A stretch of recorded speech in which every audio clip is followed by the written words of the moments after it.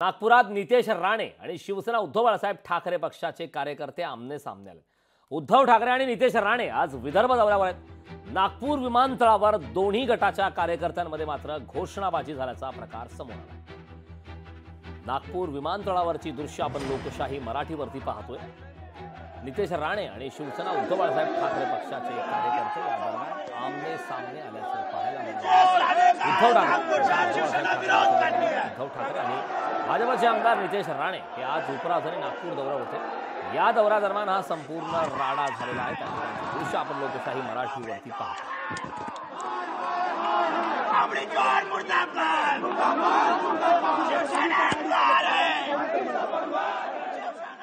उबाटाचे कार्यकर्ते इथे येऊन तुमच्या विरोधात नारेबाजी देऊन गेले। ठीक आहे, आता त्यांचा तेवढंच जीव राहिलेला आहे।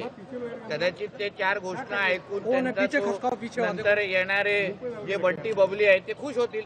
याच लोकांनी शिवाजी महाराजांचा पुतळा यांच्यामुळे पडला, यांच्या सरकारमुळे पडला, यांच्या भ्रष्टाचारामुळे पडला, त्याची लाज लज्जा आणि खेद बाळगण्याच्या ऐवजी आदित्य ठाकरेंचा रस्ता ह्यांनी रोखून धरला।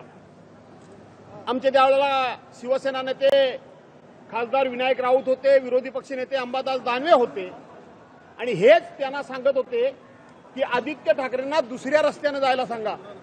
परंतु आदित्य ठाकरेंनी सांगितलं काय वाटेल ते झालं तर मी रस्ता बदलणार नाही।